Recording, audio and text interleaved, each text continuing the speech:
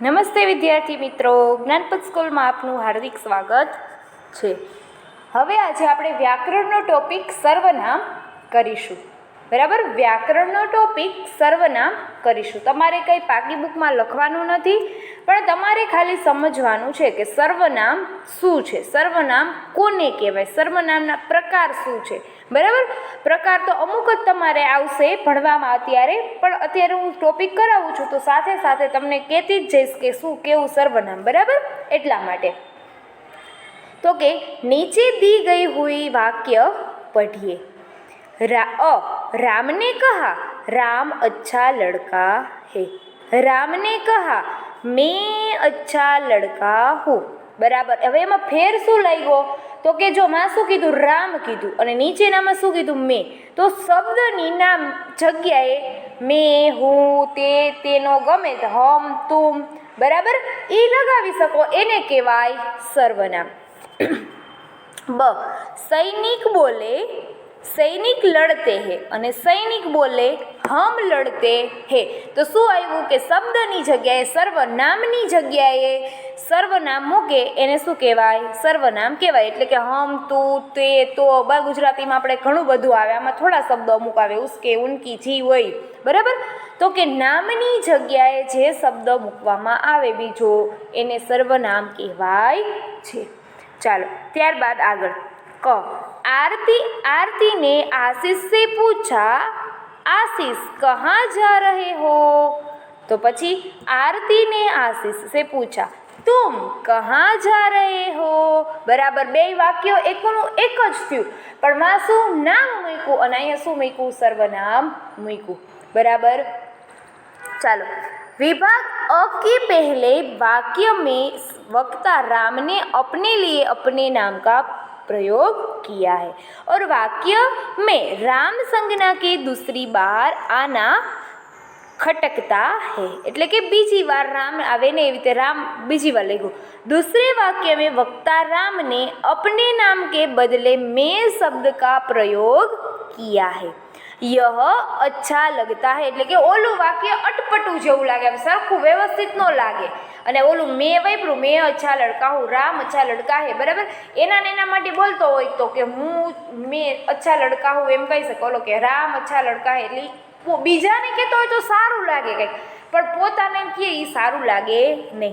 બીજું विभाग ब के पहले वाक्य में सैनिक अपने लिए सैनिक संज्ञा का उपयोग करता है, यह उचित नहीं लगता है. એટલે કે એ સારું લાગતું નથી.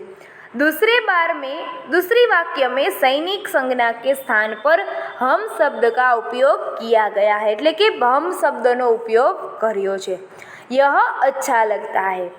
विभाग क के એટલે કે ક માં पहले वाक्य में रेखांकित संज्ञा आशीष के बदले दूसरी वाक्य में तुम सर्वनाम का उपयोग किया गया है. इस प्रकार रेखांकित संज्ञाओं का स्थान पर प्रयुक्त शब्द में हम और तुम सर्वनाम है. वाक्य में जो सर्वनामनी व्याख्या आपेली है, वाक्य में जो शब्द संज्ञा के स्थान पर उसके बदले में आता है उसे सर्वनाम कहते हैं. એટલે મેં ગુજરાતીમાં તમને કીધું કે નામની જગ્યાએ સર્વનામ સંજ્ઞા મૂકે એને સર્વનામ કહેવાય છે. ચાલો હવે ત્યારબાદ સર્વનામના કેટલાક પ્રકાર છે, ચાલો જોઈએ. એ તમારે કદાચ પાંચમામાં ન આવે પણ આગળ જતાં કામ આવશે. બરાબર, એટલા માટે હું ખાલી તમને કરાવું છું. બાકી તમારે શું યાદ રાખવાનું, સર્વનામ શું છે એટલું યાદ રાખવાનું છે. તમારે ગુજરાતીમાં એવા આવે છે, પણ ગુજરાતીમાં મેં તમને કરાવી દીધા, પણ આ હિન્દીમાં કરાવું છું. બરાબર, ખાલી તમારે યાદ રાખવાના છે. તો કે સર્વનામના કેટલા પ્રકાર છે, 4 પ્રકાર. પુરુષવાચક સર્વનામ, પ્રશ્નવાચક સર્વનામ, નિજવાચક સર્વનામ અને સંબંધવાચક સર્વનામ.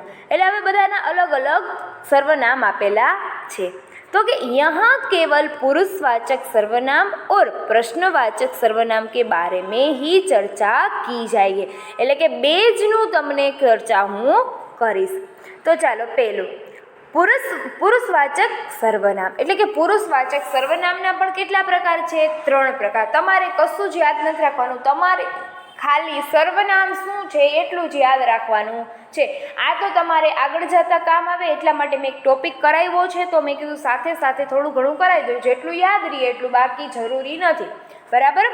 તો કે પહેલો ટોપિક ઉત્તમ પુરુષ સર્વનામ, મધ્યમ પુરુષ સર્વનામ અને અન્ય પુરુષ સર્વનામ. તો ચાલો પહેલો ઉત્તમ પુરુષ સર્વનામ. वक्ता अर्थात बोलने वाला व्यक्ति अपने नाम के बदले जिस सर्वनाम का प्रयोग करता है उसे उत्तम सर्वनाम कहते हैं. बराबर. ત્યારબાદ बोलने वाला एक व्यक्ति है तो वह अपने लिए मैं सर्वनाम का प्रयोग करता है. हमने मैं આગળ કીધું એમ જ बोलने वाले एक से अधिक व्यक्ति हो तो वे अपने नामों के बदले हम सर्वनाम का प्रयोग करते, એટલે કે એકલો હોય તો એક કહેવાય, હમ એટલે કે જાજા બધા આવે. બરાબર. તેનો પ્રયોગ કરે છે. इस तरह मैं और हम पुरुषवाचक सर्वनाम है.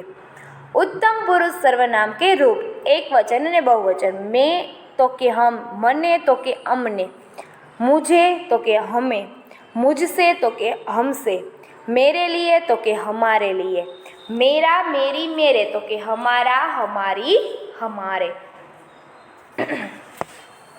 હવે ત્રીજું આપેલું છે મધ્યમ પુરુષ સર્વનામ. बराबर. तो मध्यम पुरुष सर्वनाम में शू कीधु है, जिस व्यक्ति से बात की जाती है उस व्यक्ति के नाम के बदले आने वाले सर्वनाम को मध्य पुरुष सर्वनाम कहते हैं.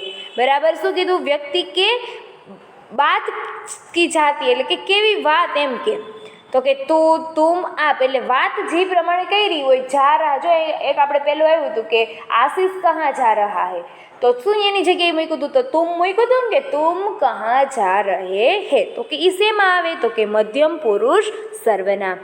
તો કે મધ્યમ પુરુષ સર્વનામમાં શું શું આવશે કે તો તું તુમ અને આપ. હવે એના પણ નીચે સર્વનામના રૂપ આપેલા છે. मध्यम पुरुष सर्वनाम के रूप एक वचन અને बहुवचन. તું એટલે કે तुम लोग, તો तूने तुम ने तुमने, તો કે સામે શું આવશે, तुम लोग અને तुम लोगो ने. तुझे અને तुम है તો કે तुम लोगो को. तुझसे तुमसे તો કે तुम लोगो से. બધામાં એક જ આપેલું છે, એનો ઉચ્ચાર એક જ થાય છે એમ કહે છે, એક વચનમાં અને बहुवचનમાં. तेरे लिए तुम्हारे लिए तो के तुम लोगों के लिए, जाजा બધા હોય એટલે તો લોગો આવે જ. तुम्हारा तो के तुम लोगों का. बराबर. ત્યારબાદ નીચે અન્ય પુરુષ સર્વનામ. તો કે અન્ય પુરુષ સર્વનામ जिस व्यक्ति यहाँ जिन व्यक्तियों के बारे में बात की जाती है उसके नामों के बदले आने वाले सर्वनाम अन्य पुरुष सर्वनाम कहलाते हैं. એટલે કે યહ, યે, ઈ, વહ, વે, ઉન એટલે કે આ બધા અન્ય પુરુષ સર્વનામ કહેવાય.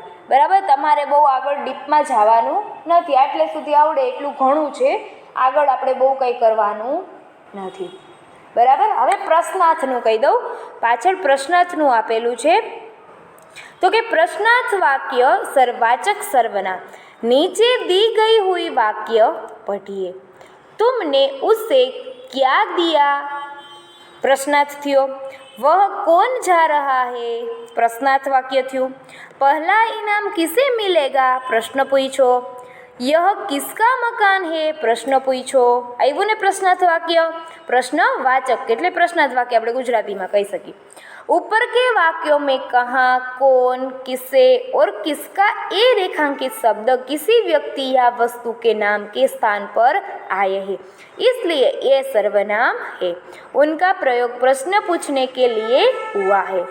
अंत ये प्रश्नवाचक या प्रश्नार्थ वाक्य प्रश्नार्थ सर्वनाम है.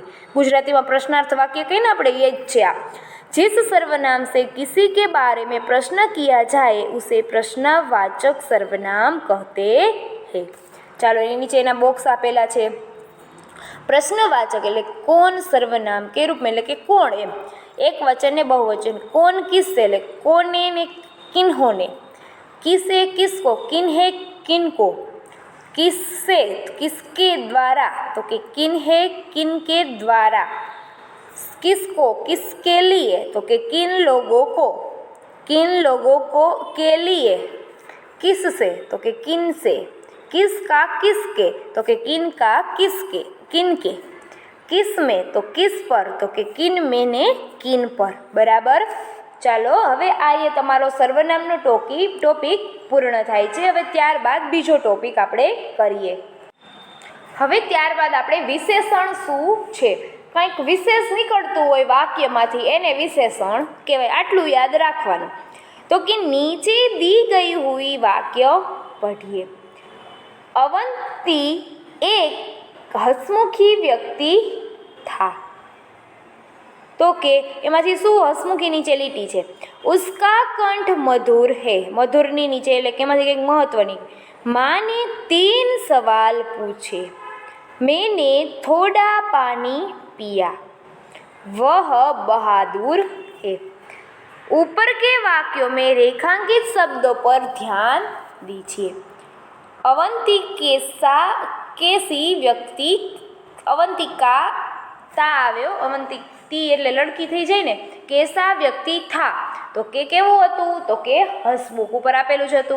ઉસકા કંઠ કેસા હે તો કે મધુર। माने कितने सवाल पूछे तो के 3। मैंने कितना पानी पिया, थोड़ा।